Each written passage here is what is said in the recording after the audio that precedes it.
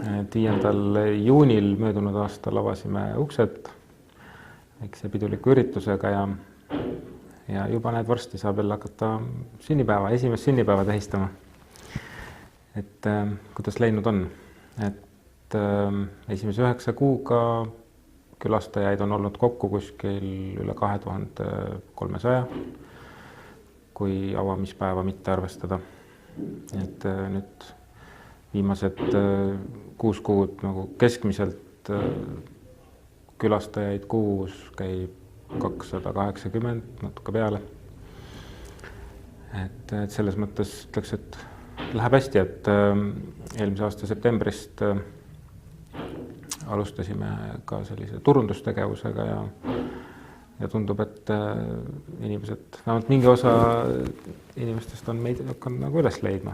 Kui rääkida erinevatest tegevustest, et siis meil on siin hetkel käimas, me ise niimoodi räägime, et nagu 3 jagame, et on nagu teenused, mis sisaldavad siis nii vaimseid kui füüsilise tervisega seonduvad teenuseid, siis on pood, kus me täna müüme kasutatud riideid ja siis 3. valdkond on üritused. Täna on need peamiselt olnud siis toiduga seotud üritused, erinevad rahvusvahelised toidupäevad. Üritusi meil on olnud siin korra kuus või vähem, et ütleme keskmisel üritusel on täis maja, et 60 inimest ja rohkem. Poes käib kuus, ütleme seal 160-170 inimese vahel. Teenuste poole peal siis ütleme laias laastus poole vähem või 80-90 inimest kuus. Täpsemalt teenustest rääkida, et siis kõige populaarsem teenus meil siiamaani on olnud individuaalne psühhoteraapia ja nõustamine, füüsilise tervise poole pealt massaaž ja süvalihasta treening. Ja poes käib siis, nagu enne oli juttu, päris, ütleme, et arvude mõttes nagu umbes 2 korda rohkem inimesi poest läbi, kui siit ütleme teenuste poole pealt, aga seda päris ei saa üks ühele nagu võrrelda, et ühed on maksvad kliendid, teised on kes käivad lihtsalt piilumas üle ukse. Et see on see, mis me täna oleme teinud, et umbes nagu poole tulust annab pood ja poole teenused. Lisaks on meil käimas siin ikka ümberehitus, et alla korrusele siis valmivad 2 saali ja pesu ja riietusvahetusruumid. Et praeguse plaani järgi on siis plaanis füüsilise tervisega seotud tegevused alla kolida. Et seal on võimalik siis rühmatrenne teha, massaaži, füsioteraapiat ja ka on võimalik erinevate rühmatööde või vaimulike tegevuste jaoks seda ruumi kasutama. Ja üles jääks siis selline need nõustamiskabinetid, saal koolituste ja mingite ürituste tegemiseks. Et on küsitud ka raha kohta, et kelle rahaga ja kuidas keskus praegust siis on käima läinud. Et rahastus on praegu olnud puhtalt projektipõhine, ehk siis on kirjutatud taotlusi ja saadud raha väljapoolt Eestit. Et on olnud 3 sellist suuremat allikat, et viimane siis selline mõjukeskuste või kogukonnakeskuste projekt, kuhu me avalduse kirjutasime, et see rahuldati ja sealt osa raha nüüd on laekunud.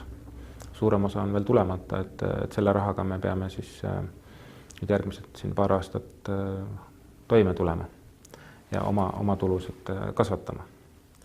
Et keskus on asutatud meie Koguduste Liidu poolt sihtasutusena ja liidu panus on selline kuidas öelda siis moraalne, toetav ja liit on panustanud oma tööjõuga et liidu palgal olevad inimesed on keskuse heaks tööd teinud. Eesmärk asutaja poolt meile laias laastus on see, et me saaksime ise majandavaks, et omanik on pannud meile eesmärgiks, et 3 aastaga hiljemalt me peame jõudma ise majandavaks. Ehk siis moodsas keeles me võime rääkida sotsiaalsest ettevõtlusest, et siis Terveelukeskuse asutaja on pannud meile eesmärgiks, et me peaksime saama hakkama oma äritegevusest nii-öelda majanduslikus mõttes ja püüdma siis nii-öelda seda heategevust ja maailma parandamist siis nende oma tulude arvelt teha. Ehk siis, et kaugem eesmärk on see, et me jõuaksime oma kuludega plussi, et me toidaks iseennast ära ja me siis saaksime finantseerida ka tasuta koolitusi, tasuta nõustamist. Ja nii nagu hea tava on, me oleme selle, kuidas öelda, siis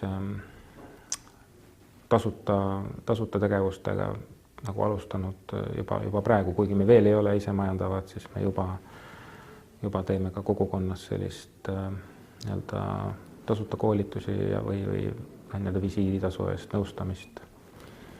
Et ideedena on erinevaid teemasid meil laual, mida edasi teha, kuidas laieneda. Et lisaks sellele, et meil on vaja nendele nii vaimse kui füüsilise tervise jaoks on vaja inimesi juurde. Et me otsime psühholooge, treenereid, massööre, füsioterapeute, toitumisnõustajaid, et neid olemasolevaid teenuseid nii-öelda piisavalt pakkuda. Et me tahame kindlasti laieneda nii-öelda mahtude mõttes nii selle vaimse kui füüsilise poole pealt. Aga ideeliselt nii-öelda, mis siia veel mahuks, et oleme mõelnud sellisest kohvikust, noortekohvikust, võib-olla ka pop-up restoranist on juttu olnud, et mingil nädalapäeval, mingi lõuna ajal näiteks siin ümberkaudsete kontori inimestele pakkuda mingit lõunat kaasavõtmiseks või kohapealt tarvitamiseks. Et on ka selline toiduga seotud suund on meil siin on olnud sees täna ka nende toidupäevade osas, et see on teema, kuhu me otsime inimest, et kui oleks mõni vabatahtlik või miks mitte ka inimene, kes tahaks seda toitlustamise teemat nii-öelda nagu äriliselt arendada, oleks väga teretulnud. Tahame proovida sojatoodete müüki nagu kaupluse mõttes, et lisaks riiete müümisele. Et just üks põhjus on see ka, et see haakuks selle toitlustamise valdkonnaga nii-öelda, et me saaks neid tooteid ka oma siis nii-öelda võileibades suppides kasutada. Ja teine selline laiem teema märksõna oleks lapsed, et meil ka täna on seal vaimse tervise poole peal pered ja lapsed on nagu sees, et miks mitte näiteks ütleme lastehoidu, kas siis tunnipõhiselt või päevakaupa siin ruumides teha nädala sees või mingit muud sorti lastetegevusi, et eraldi teema veel on laual perede ja laste nii-öelda selline sotsiaalne nõustamine koostöös siis kohalike omavalitsustega nii-öelda tasulise teenusena siis, et mille eest siis kohalik omavalitsus maksaks. Et on tulemas siin ka nüüd kevadel ja sügisel juba planeerime turunduskampaaniaid ja seoses sellega peame olema ka valmis mahtude suurenemiseks. Et täna, ütleme, ma ütlesin, et kõige nii-öelda populaarsem praegust siis on see psühholoogiline nõustamine, et ruumide mõttes meil on 2 nõustamiskabinetti, ütleme, nende ressurss on täna siis hõivatud, ütleme, 25%.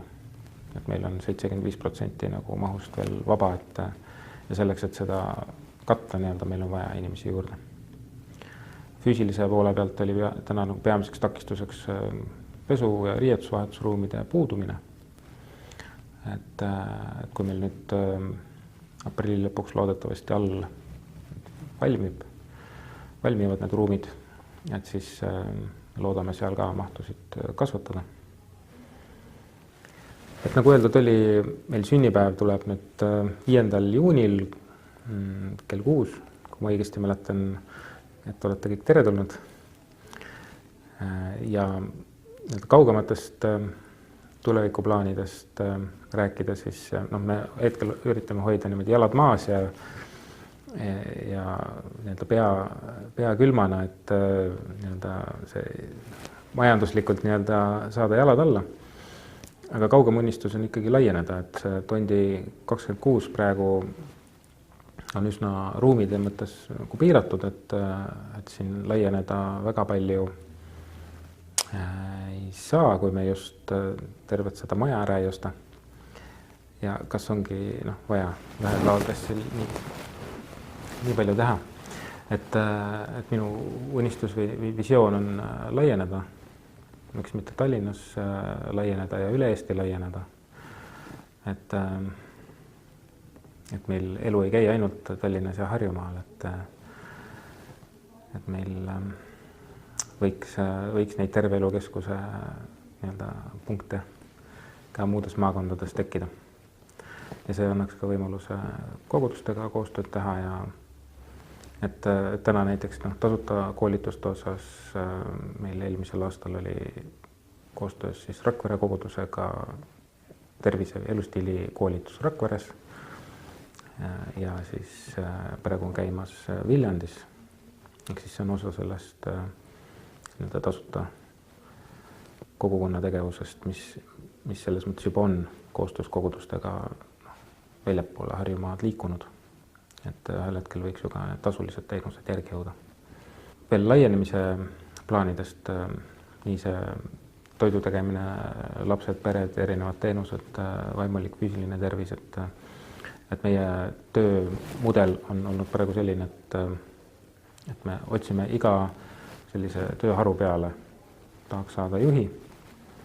Kui see tööharu on selline, kuidas öelda, äriline, toob raha sisse, siis see juhtimise koht saab ka olla tasuline, kui see on selline vabatahtlik või tasuta tööharu, et siis esialgu oleks võib-olla selline vabatahtlik, kui me saame tulevikus majanduslikult tugevamaks, et siis jälle visioonis võiks olla nii, et me nendest oma tuludest saame palgata ka selle vabatahtliku, mitte vabatahtliku, vaid tasuta tegevuse peale palgalise juhi. See on natukene kaugem perspektiiv. Ehk siis, et me otsime juhatuse tasemele selliseid tööharujuhte, kellel süda põleks mingis valdkonnas, mis haakub meie teemadega. Ja otsime siis töötegijaid, kes siis neid tasulisi teenuseid pakuks ja vabatahtlikke, kes oleks valmis kaasa lööma. Kas või koristamisega, administraatori töös, kõnedele vastamisega, ürituste korraldamisega. Et tegemisi on palju. Et mida rohkem meid on, seda siis vähem koormavam, mida vähem üksikult on. Et kui nüüd väljapool Tallinnat ka kogudustes tekib mõte, et tahaks kuidagi toetada, et siis selleks on erinevaid võimalusi, et nagu ma siin üles kutsusin vabatahtlikke, et on päris mitmeid tegevusi, mida saab teha ka kaugelt, et ka praegu meil kõnedele vastab ja kirjadele vastab vabatahtlik Jõgevalt. Ehk siis, et saab pakkuda ennast ka kuskilt kaugelt ilma Tallinna kolimata ja me leiame tegevust. Saab rahaliselt toetada, et ka kogudustes on ümbrikud spetsiaalsed, kuhu saab annetusi anda, et ma küll rääkisin pikalt, et me peame oma tuludest saama hakkama ja mitte annetustest elama, aga et senikaua, kuni neid tulusid tekib, et siis selline annetuste raha on ka meile igati abiks. Ja alati muidugi eestpalved, et tutvustage meie tegevust kogudustes ja vallatage.